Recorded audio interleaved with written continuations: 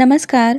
पुन्हा एकदा तुम्हा सर्वांचं आपल्या होम कुक्स या यूट्यूब चॅनलमध्ये खूप खूप स्वागत आहे.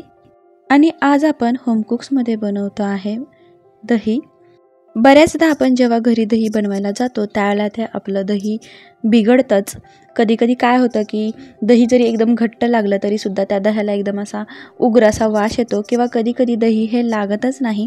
त्यासाठी दही नेमकं कसं लावायचं, त्यासाठी विरजण किती घ्यायचं, दूध कसं तापवायचं किंवा किती वेळ आपण दही हे विरजायला ठेवायचं हे आपण या व्हिडिओमध्ये पूर्णपणे डिटेलमध्ये बघणार आहे. त्यामुळे तुम्ही हा व्हिडिओ शेवटपर्यंत नक्की पहा. व्हिडिओ आवडल्यास लाईक, शेअर, सबस्क्राईब करायला विसरू नका.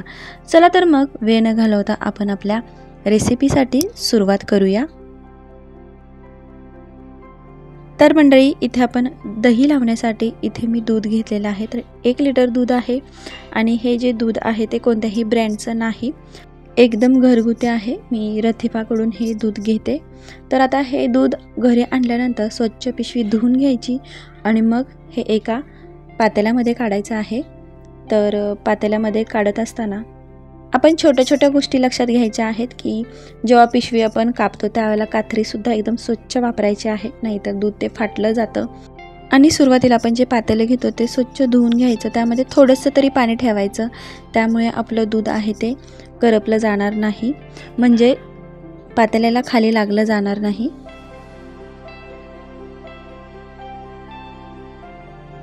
यानंतर आपण आता दूध तापून घेतोय, त्यासाठी पातेलं गॅसवरती ठेवलेलं आहे.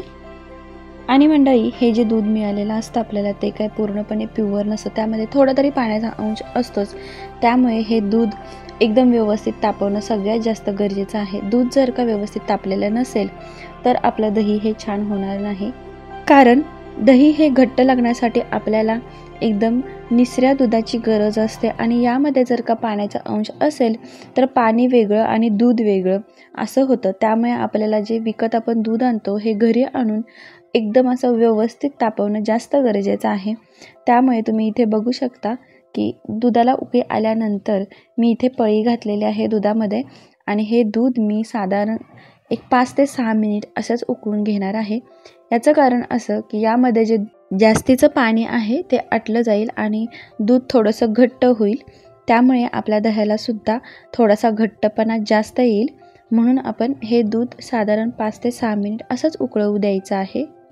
आता या ठिकाणी मी विरजण घालण्याची तयारी केलेली आहे. तर तुम्ही इथे बघू शकता मी इथे 1 लिटर दूध घेतलेलं आहे आणि ते दूध व्यवस्थित तापून घेतलेलं आहे. तर त्यासाठी मी इथे कांदे पोहे खाण्याचा जो चमचा असतो तो भरून मी दही घेतलेला आहे.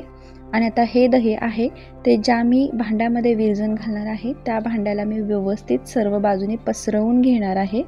तर तुम्ही इथे बघू शकता की मी कशा प्रकारे प्रोसेस करते आहे. आणि जर का तुम्हाला हे असं करायचं नसेल तर हे दही आहे ते व्यवस्थित फेटून घ्यायचं आहे, एकदम असं पातळ करायचं आहे. आणि ज्या भांड्यामध्ये आपण दही घालणार आहे त्या भांड्यामध्ये दूध घेऊन ते वरून ओतायचं आहे. आणि आता इथे तुम्ही बघू शकता की मी ज्या भांड्याला विरजण लावणार आहे त्या भांड्यामध्ये विरजण घालून मी वरून दूध ओतलेलं आहे. तर साधारण मी दूध अशा प्रकारे थंड केलेलं आहे की मी बोट घातल्यानंतर सुद्धा मी 30 सेकंद होल्ड करू शकते. इतपत हे कोमट झालेलं दूध आहे. आणि त्यानंतर चमच्याने एकसारखं असं हलवून घ्यायचं आहे. आणि जर का तुम्हाला जमत असेल की 2 भांड्यांमध्ये घालून ते व्यवस्थित हलवून घ्यायचं आहे तर तुम्ही तसं ते हलवून घेऊ शकता. मी इथे चमच्यानेच एकसारखं साधारण 2 मिनिट व्यवस्थित हलवून घेतलेलं आहे. आणि लक्षात असू द्या की विरजणसुद्धा यापेक्षा जास्त घालायचं नाही, नाहीतर दूध लगेच फाटू शकतं. आता विरजण घातल्यानंतर अगदी छान असं दूध हलवल्यानंतर मी असं झाकण ठेवून दिलेलं आहे. तुम्ही बघू शकता मी झाकणाची बाजू थोडीशी उघडी ठेवलेली आहे, ज्यामुळे जे वाफ तयार होईल ते एका साईडनी खाली पडेल. आणि इथे आता आपण दही एक साधारण 8 ते 10 तास एकाच जागी ठेवलेलं आहे, ते अजिबात हलवायचं नाही. आणि 10 तासानंतर तुम्ही इथे बघू शकता की आपलं मस्त असं दही तयार झालेलं आहे. आता हे दही आपण 10-12 तासानंतर फ्रीजमध्ये ठेवू शकतो, नाही तर त्याचा आंबटपणा वाढतो. तर मंडळी, इथे आपलं मस्त असं घरचं बनवलेलं दही तयार आहे. तर तुम्हाला ही माझी रेसिपी कशी वाटली मला कमेंट बॉक्समध्ये नक्की सांगा. आणि अशाच छान छान रेसिपींसाठी आपल्या होम कुक्स या चॅनलला नक्की सबस्क्राईब करा. चला तर मग मंडळी, भेटूया अशाच आणखीन एक नवीन रेसिपीमध्ये. तोपर्यंत बाय.